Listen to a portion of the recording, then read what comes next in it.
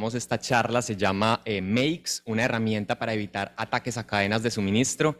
En realidad eso es un concepto que suena como un poco raro. Generalmente uno lo encuentra más allá afuera como supply chain attacks. Entonces de ahora en adelante pues en toda la charla me voy a referir con ese término más bien. Bueno, entonces yo soy Daniel Salazar, soy Staff Product Engineer en Fluid Attacks. Aquí están unos contactos míos. Vengo desde Medellín, estoy muy feliz. Es la primera vez que presentamos la herramienta en Latinoamérica. Entonces, muy emocionado por estar aquí con ustedes. Bueno, entonces comencemos con un poco de contexto. Esta charla está mucho más enfocada al tema de desarrollo de software seguro, más que a red teaming y más que a blue teaming también. No es tanto de cuidar infraestructura, tiene algo de blue teaming por el tema del supply chain attack. Entonces, ¿cuál es el contexto? Digamos que tenemos un grupo de 10 desarrolladores y estamos trabajando en un videojuego revolucionario que se llama Tetris. Entonces, los 10 desarrolladores están todo el tiempo trabajando en este videojuego, todo el tiempo están evolucionándolo y están trabajando con metodologías de CI/CD. Entonces tienen unas pipelines, unas automatizaciones, ellos ejecutan construcciones, linters de código, pruebas del código, despliegan infraestructura como código y también hacen despliegues automatizados a producción constantemente. Entonces están en un ecosistema moderno en el que básicamente están haciendo DevOps y CI/CD. Por un lado, entonces vemos que aquí a la izquierda están los desarrolladores. Lo que vemos acá es que cada desarrollador tiene una máquina, cada desarrollador tiene su ambiente de trabajo y ese ambiente de trabajo siempre es diferente. Sabemos que todos los desarrolladores tienen gustos distintos, entonces está el desarrollador que dice, no, yo soy de Debian, y el otro dice, no, yo soy de Arch, no, yo soy de tal otra distribución de Linux. Entonces son muchos ambientes heterogéneos. También las máquinas cambian, entonces tu máquina es diferente a la máquina de tu compañero porque tiene un procesador distinto, tiene unas capacidades distintas. Entonces es un ambiente que es completamente heterogéneo. Por el lado derecho, entonces, tenemos que esta aplicación de Tetris se está desplegando muchísimas veces al día, digamos 10 despliegues diarios con nuevas funcionalidades. Y hay unos usuarios allá afuera que son los jugadores los que están utilizando también la aplicación. Y aquí a este lado existe otra realidad y es muy similar a la que está al lado izquierdo de los desarrolladores, y es que también todos tenemos máquinas distintas como usuarios finales. Entonces, al final, todas las personas que utilizan tu producto están utilizándolo desde sistemas operativos distintos, con configuraciones distintas y desde un hardware distinto. Esto es un ejemplo simplificado de cómo funciona el desarrollo de software moderno. Básicamente es un software que debe correr en un montón de ambientes que son todos diferentes. Entonces, saltemos al problema. ¿Cuáles son los problemas que trae este contexto?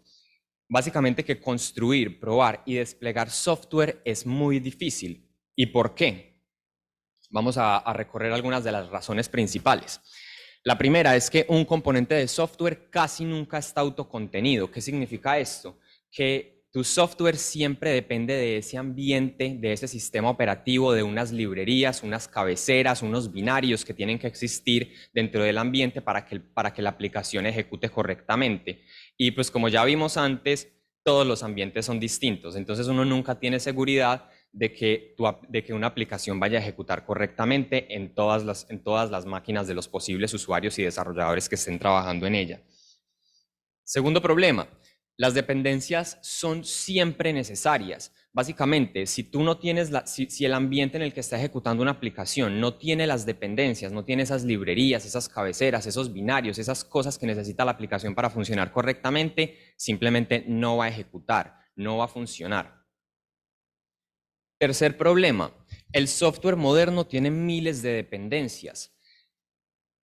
A medida de que nosotros vamos desarrollando software más complejo, a medida de que el ecosistema open source crece, a medida de que vamos construyendo cosas cada vez más bonitas, con más funcionalidades increíbles y que evoluciona el mundo de la tecnología, eso se ve también en cuántas dependencias utilizan nuestras aplicaciones. Entonces, si hace unos años nosotros dependíamos de 2, de 3 cosas, pues hoy dependemos de miles.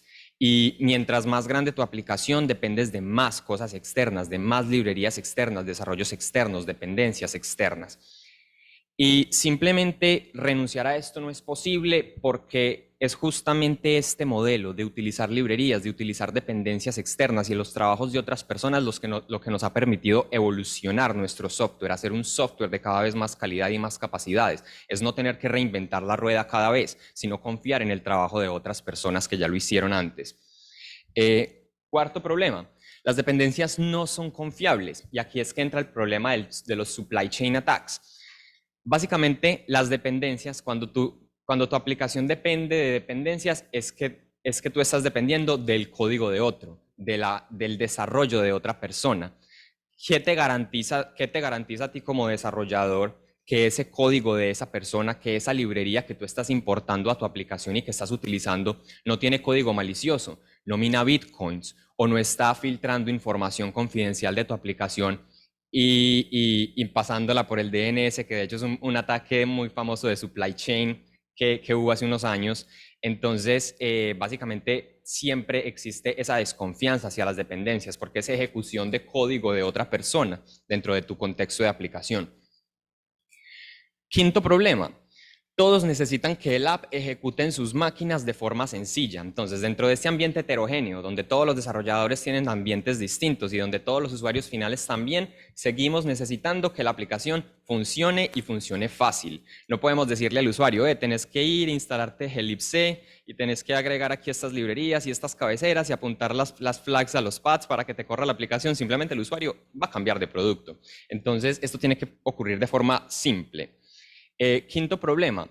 Los desarrolladores lidian con demasiada complejidad innecesaria en las pipelines de integración continua. ¿Por qué? Generalmente cuando una organización desarrolla software, tiene varios proyectos y también generalmente dentro de una organización existen unas buenas prácticas y unos lineamientos transversales. Entonces, por ejemplo, si yo tengo 3 aplicaciones y las 3 aplicaciones las estoy corriendo en Python, yo generalmente quiero correr formateadores de Python o linters de Python para seguir buenas prácticas de código. ¿Qué pasa generalmente con esto? Que los desarrolladores escriben el mismo linter varias veces en varios proyectos. Esto se le conoce también como el boilerplate y es básicamente código repetido que no genera mayor ganancia.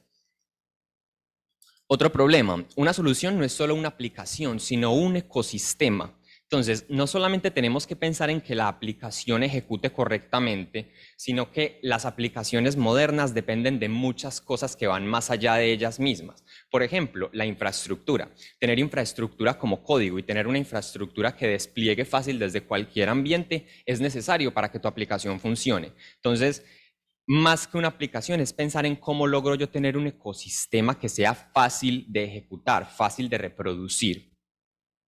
Y el último problema, todos usamos sistemas operativos distintos. Entonces, nada más desde esa base, ya esto le da mucha más gravedad a los demás problemas que se expusieron porque se genera esa heterogeneidad de ambientes.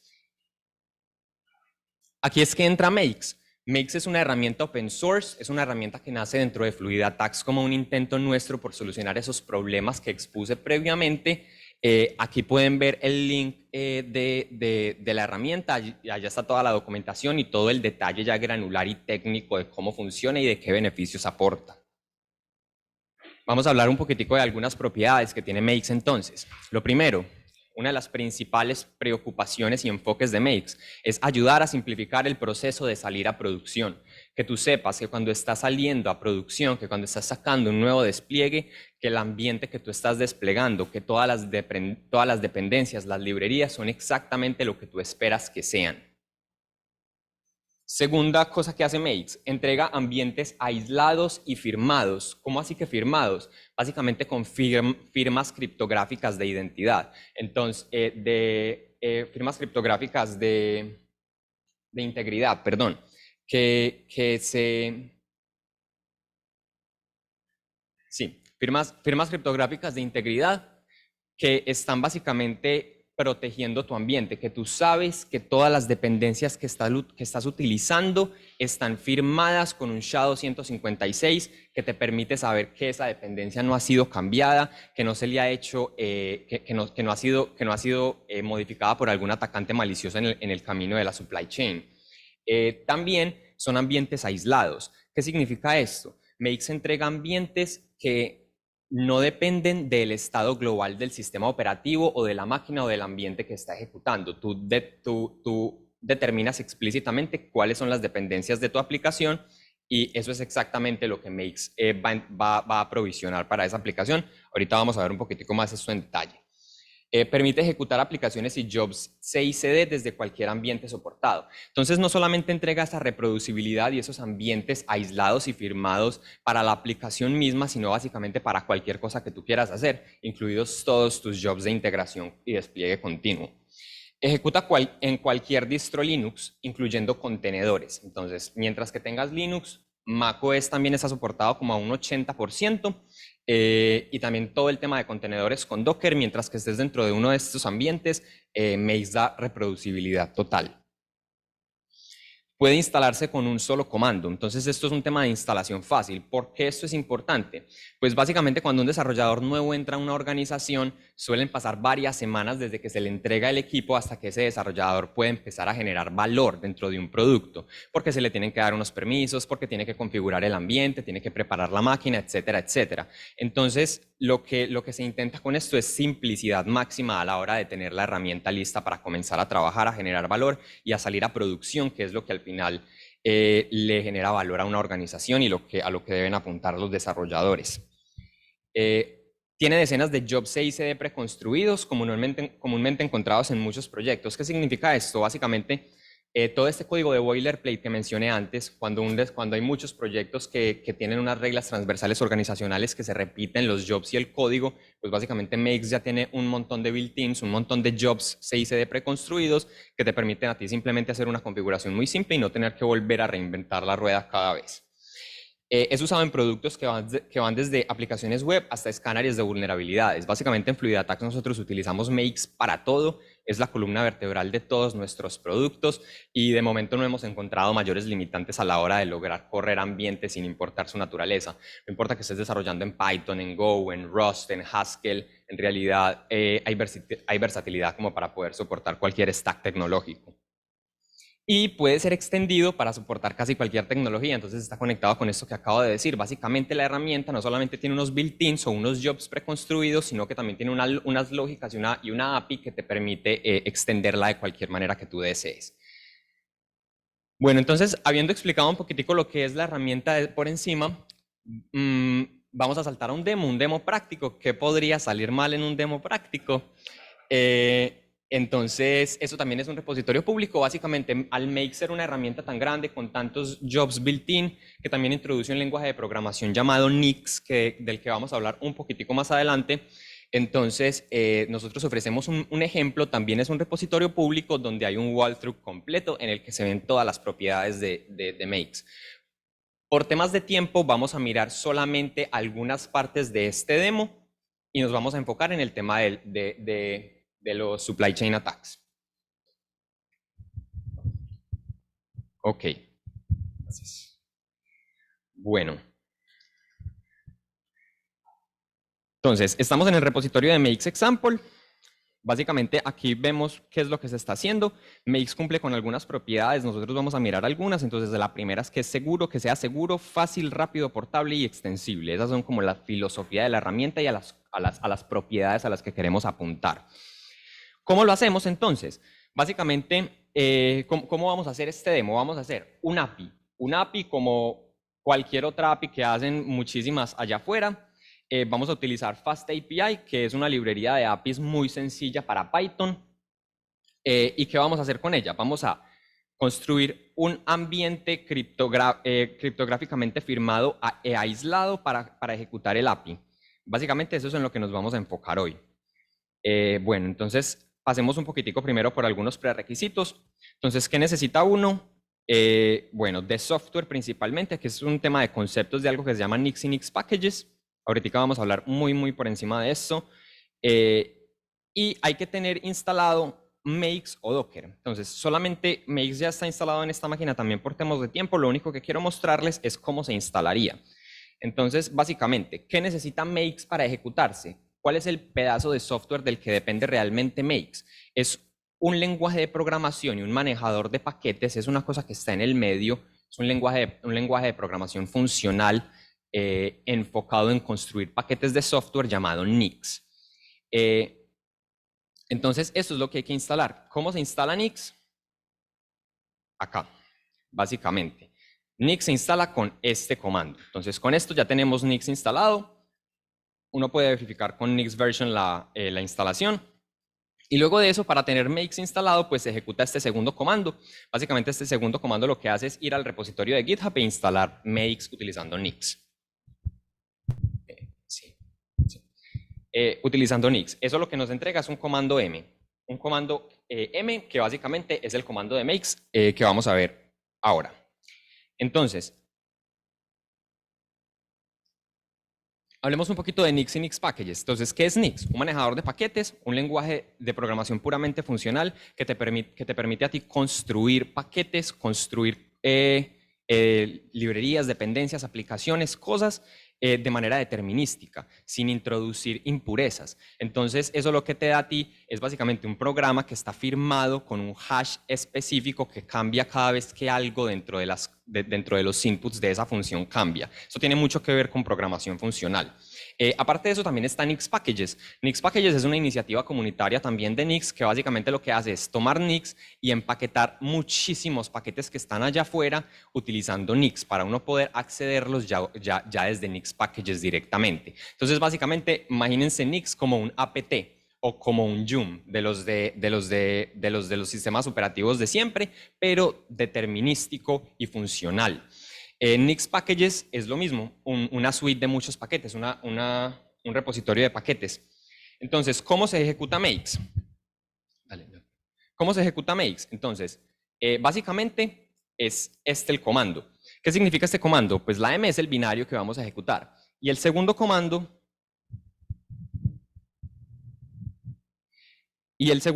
entonces, el primer parámetro que recibe es un repositorio de Git. Ese repositorio de Git va a tener unas definiciones de makes adentro. Entonces, al que vamos a apuntar aquí en este ejemplo es el mismo. Está en GitHub, fluidattacks, /makes example en la rama main. Entonces, con este comando vamos a ver cómo ejecuta ya aquí en una terminal.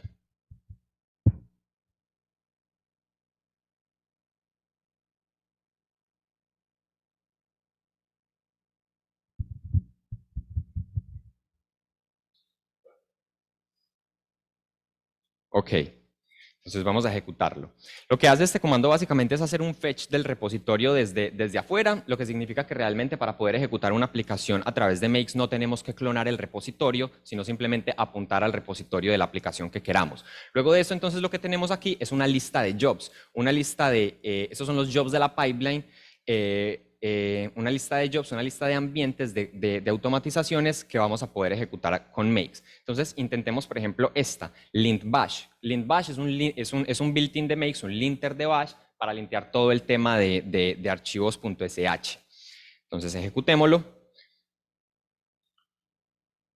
Aquí vemos que terminó correctamente y básicamente, entonces, él por acá hace algunos fetches y eso es todo.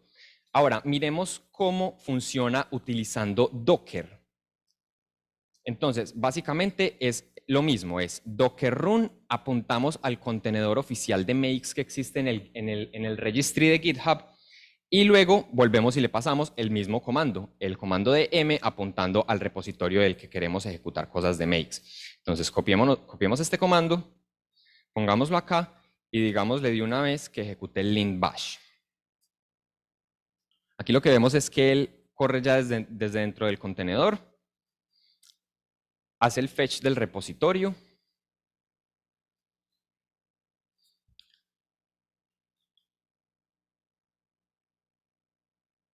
Aquí vamos a ver algo más interesante y es que cuando se corre Makes localmente, pues él utiliza un caché que está local dentro de mi máquina. Nix maneja caché local. Cuando lo ejecutamos desde un contenedor, pues no hay caché, no existe caché local dentro de ese contexto. Entonces lo que vemos es que él vuelve y construye todo. Y por acá empezamos a ver algunos paths interesantes. Por ejemplo, por acá vemos que empieza a descargar cosas como shellcheck, diffutils, stdenv, patch, Python 3.10, etc. Y vemos que cada una de estas cosas, cada una de estas dependencias tiene un hash. este es el hash que entrega Nix Packages. Esto es porque viene de la construcción determinística de todas estas dependencias llegando desde Nix Packages. Desde la ejecución local no se veía porque ya todas estas construcciones estaban en la caché. Entonces aquí vemos una construcción completa y él vuelve y da success. Entonces, ¿qué tenemos con esto? Vamos a saltar rápidamente acá. ¿Qué tenemos con esto? Básicamente, tener la capacidad de ejecutar makes en contenedores nos da la posibilidad de llevar makes a casi cualquier stack tecnológico que exista allá afuera. Entonces, no importa que tú estés utilizando Kubernetes, que estés utilizando AWS Fargate, que estés utilizando soluciones de GCP. Básicamente, todo hoy en día, el estándar es con contenedores. Entonces, también GitLab CI, las GitHub Actions, todos los CIs de proveedores externos utilizan contenedores. Entonces esto lo que te da es full versatilidad en el tema de poder llevar makes afuera, poder utilizarlo en ambientes productivos, en ambientes de desarrollo, etc. ¿Cómo se hace eso? Pues básicamente básicamente es el mismo concepto. ¿Y qué es? Ejecutar makes desde el contenedor. Entonces, por ejemplo, esto es un job de GitHub Actions. Es un job que se llama format Nix. Básicamente es este mismo job. Entonces, uno cómo reproduce ese job ya allá fuera de su máquina, pues básicamente utiliza el contenedor de makes y vuelve y ejecuta m.formatNix. ¿Qué significa ese punto? Entonces aquí hay una cosa interesante. Todas las ejecuciones de makes que hemos hecho hasta el momento es apuntando a repositorios remotos, a repositorios externos, pero en realidad uno puede apuntar a cualquier repositorio, incluyendo repositorios locales. Entonces si yo hago aquí m./lindbash, básicamente es lo mismo que pasaba, pero ya no hace fetch del repositorio allá afuera, sino que corre sobre el repositorio que tienes local. ¿Qué nos da esto? La posibilidad de un feedback muy rápido para los desarrolladores cuando están desarrollando sus aplicaciones. Tú puedes correr los linters, puedes correr una versión del API local como vamos a ver ahorita, puedes correr todo y simplemente haciendo tus cambios en local puedes volver a encender las cosas, puedes tener esa reproducibilidad tan necesaria para poder tener ese feedback rápido de manera instantánea. Y esto a la vez se traduce en la capacidad de que los desarrolladores puedan salir muchísimo más rápido a producción, porque como es un feedback tan rápido, como tan rápidamente tú puedes ver cada cambio que estás poniendo en tu código, pues mucho más rápido vas a ir sacando las funcionalidades y las responsabilidades que tengas. Esto también se traduce en competitividad del negocio, en la capacidad de que tu negocio sea capaz de salir más veces a producción, que sea capaz de adaptarse más rápidamente a las nuevas tendencias del mercado y a las nuevas necesidades que van surgiendo. Bueno, entonces, volviendo a lo de los contenedores, simplemente se utiliza el contenedor y se ejecuta el comando M. Bueno, entonces saltemos ahora a cómo funciona el API.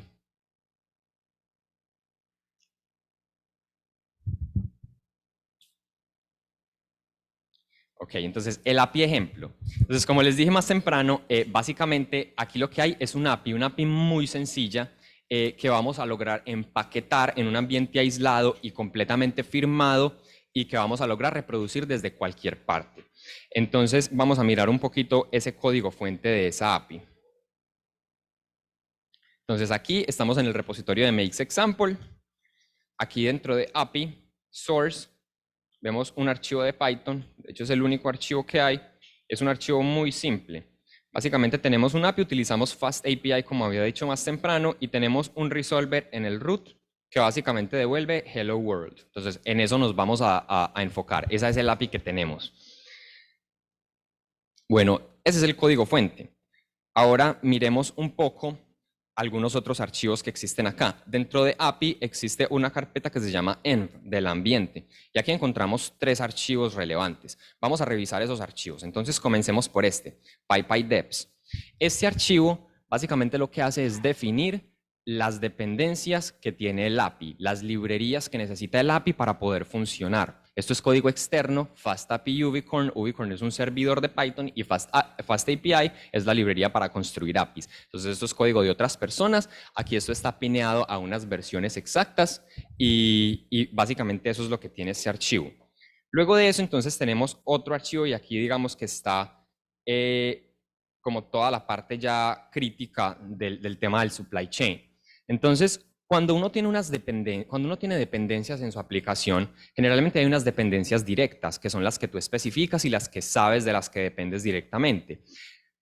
Pero eso no llega solamente ahí, porque las dependencias que tú tienes tienen otras dependencias y a su vez esas dependencias tienen más dependencias. Entonces eso es algo que se le conoce como un árbol de dependencias. Se genera un árbol gigantesco y tú al final en realidad no sabes de qué dependes. Y eso es lo que vemos en esta primera parte del archivo. Este closure, esta parte del archivo básicamente lo que nos da son todas las verdaderas dependencias que tiene mi aplicación y que necesita para poder ejecutar correctamente. Cada una de ellas pineada también a una versión exacta. Entonces hasta ahí uno podría decir, bueno, estamos pineados a versiones exactas, ya tenemos todo el árbol de dependencias declarado explícitamente en un archivo. ¿Qué falta? Entonces pongamos este caso de ataque ejemplo. Yo soy, por ejemplo, la persona que mantiene Anio, esta dependencia. Soy la persona que la mantiene y un día yo fui a escanear el código QR y me robaron mis credenciales de PayPay.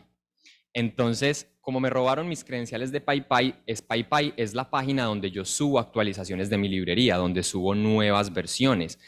Como me lo robó un atacante malicioso, pues ese atacante puede acceder a PayPay y puede sobreescribir una versión ya existente de la librería e inyectarle código malicioso. Entonces el atacante perfectamente puede decir, bueno, yo voy a agarrar esta versión 3.6.1, le voy a poner código para que exfiltre datos o le voy a poner código para que mine criptomonedas o cualquier cosa que se le ocurra al atacante y básicamente todas las personas que de ahí en adelante, cuando publique la nueva versión de la librería, todas las personas que utilizaban esa versión van a ser afectadas por esa vulnerabilidad. Ese es el supply chain attack que ocurriría ahí. ¿Cómo se mitiga esto? Esto solamente se puede mitigar con firmas de integridad. ¿Qué significa esto? Eso es lo que vemos en toda esta parte de aquí abajo. Todo esto. Para cada dependencia existente, entonces tenemos tres cosas. El nombre, la URL desde la que se descarga la dependencia y la firma SHA-256 de integridad que nos va a permitir saber siempre si algo dentro de esa dependencia cambió más allá de la versión. Entonces, ¿qué pasa si en este contexto el atacante reescribe la versión 3.6.1 de Anio? Pues en la próxima construcción de Makes, ahora vamos también a mirar ese caso, él va a decir, él va a fallar y te va a decir, desarrollador, esta dependencia tenía esta firma criptográfica, pero ahora tiene otra. Eso es una alerta y le va a permitir al desarrollador ir a revisar qué es lo que está pasando. Entonces, básicamente es eso. Vamos a mirar el último archivo antes ya de empezar de volver a ejecutar comandos. Entonces aquí hay un main.nix. Este main.nix es un archivo de makes y básicamente lo que está haciendo es utilizando un built-in de makes que se llama MakePython PyPy Environment, que es un built-in para construir ambientes de Python trayéndose librerías desde PyPy y que recibe dos parámetros. El primero es cómo se va a llamar la construcción y el segundo es un sources YAML, que es este PyPy sources YAML que vimos antes, el que tenía las firmas. Entonces con esto, Makes va a poder construir un ambiente aislado y firmado de la aplicación. Vamos a probarlo.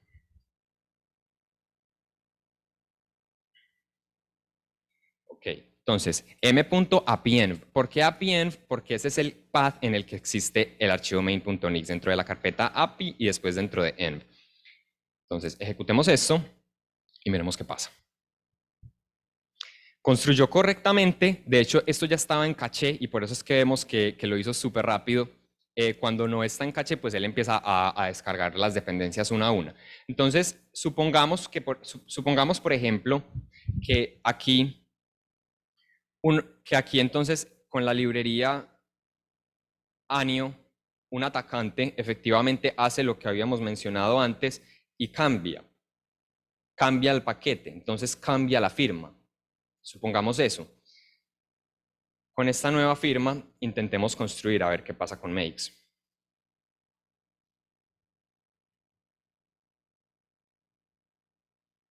Ahora sí está comenzando a descargar las dependencias y por acá sale con un error y dice, mira, yo esperaba una firma criptográfica, pero obtuve una diferente. Hay un hash mismatch. Básicamente, esta es la alerta que te va a lanzar Makes. ¿Qué tenemos? ¿Qué nos da esto? Aquí es que ya se empieza a ver un poco más este tema de los ambientes aislados y más que todo firmados criptográficamente. Para otras dependencias hay para otras dependencias más allá de PyPy, entonces, por ejemplo, cuando uno quiere instalar lo que generalmente uno instala con apt o con Joom, lo que viene directamente ya como binarios del sistema operativo, entonces utilizamos Nix Packages, como habíamos dicho antes, que es el repositorio de paquetes de Nix. ¿Y cómo es Nix Packages? Básicamente es esto acá. Entonces, se define un input aquí arriba, los inputs, y Nix Packages se utiliza un built-in de Nix que se llama Fetch Nix Packages, en el que decimos el hash del commit que queremos traernos. ¿Por qué? Porque Nix Packages es igual a un repositorio de Git. Entonces, por ejemplo, si hoy en Nix Packages soportaran Python hasta Python 3.9 y mañana quisieran soportar Python 3.10, eso es un commit nuevo. Entonces, Nix Packages va evolucionando como un repositorio. Luego, entonces, uno especifica qué versión de Nix Packages quiere y eso te va a entregar unas versiones exactas de un montón de programas que existen ahí adentro. Entonces, en este caso, esta es la versión y aquí también hay un Shadow 156. ¿Por qué hay un Shadow 156? Porque estas también son dependencias. Uno tener instalado un curl o tener instalado un grep o cuánto binario uno utiliza en la consola, pues básicamente esto también son dependencias de tu aplicación, entonces también tienen que venir firmadas. Y esta es la firma. Si en algún momento le hicieran un ataque, un supply chain attack a Nix Packages y sobreescribieran un commit, sobreescribieran este commit que estamos utilizando nosotros, pues pasaría lo mismo si esta firma cambiara. Fallaría porque hay un hash mismatch. Vamos a mirar un poco entonces ya. Bueno, aquí lo último que vimos es que teníamos un ambiente que construía, pero en realidad este ambiente no hacía nada. Cuando nosotros ejecutábamos /API/env, eso nos entregaba era como un código de bash que dice como export path, export Python path, unos tests, es un código. Pero en realidad entonces uno cómo utiliza ese ambiente, cómo tú puedes agarrar ese ambiente y ya verdaderamente, por ejemplo, ejecutar el API, ejecutar ya algo funcional. Entonces saltemos a esa parte. Aquí afuera de env, dentro del directorio API, hay otro main.nix. Vamos a revisar este main.nix entonces.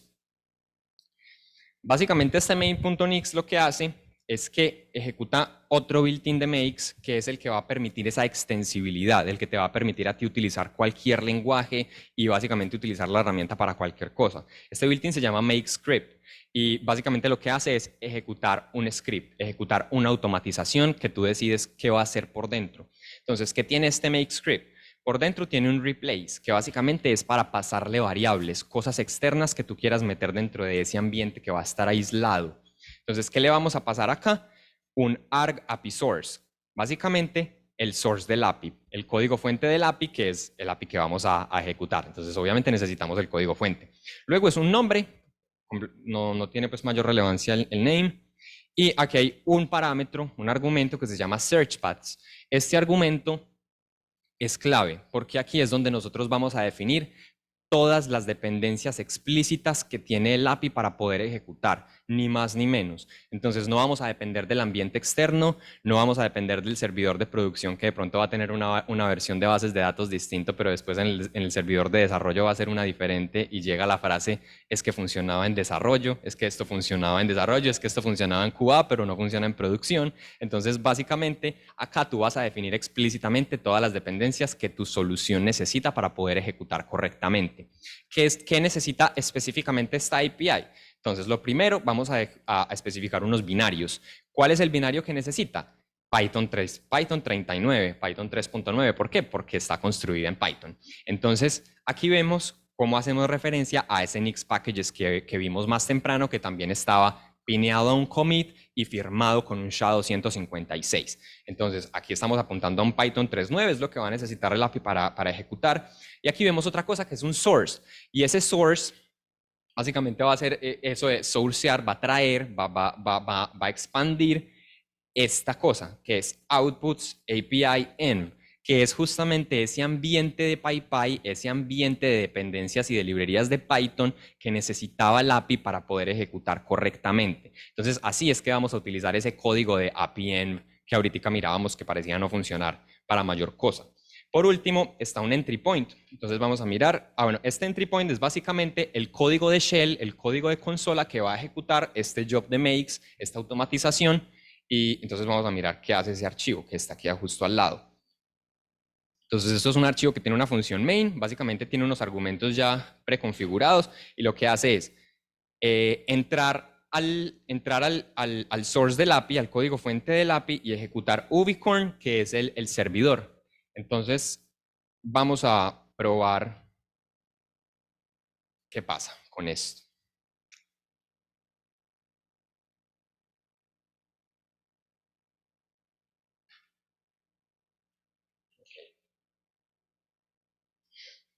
Entonces, aquí ejecutamos /API porque ese main.nix que vimos que tenía el make script adentro estaba a esa altura de directorios. Entonces, con esto lo que vemos es que él ejecuta algunas cosas de Nix, aprovisiona, y con esto ya nos entrega una aplicación que está corriendo a esta altura.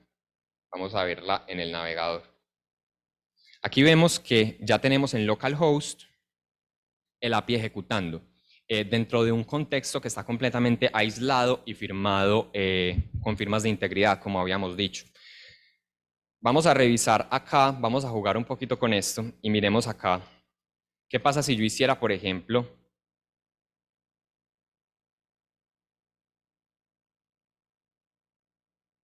si yo hiciera un curl -- version?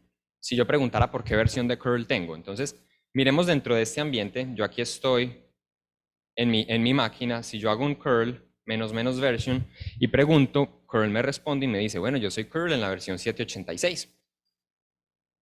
Vamos a mirar qué pasa si lo hacemos, si aquí desde el job ejecutamos un curl. Entonces vamos a ejecutar m./API de nuevo.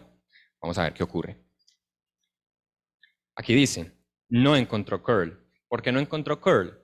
Porque no está definido explícitamente en el archivo. De nuevo, es un ambiente aislado. Entonces no se alimenta de nada de tu ambiente global.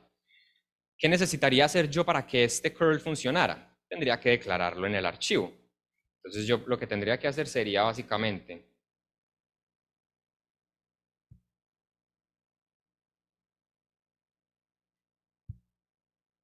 declararlo acá, guardar ese archivo y intentemos ejecutar de nuevo.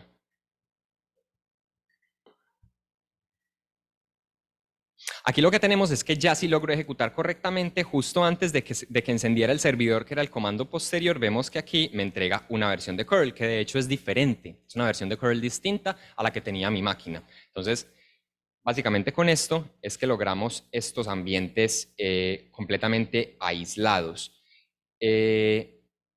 Aparte de esto, en realidad Makes tiene muchas más cosas.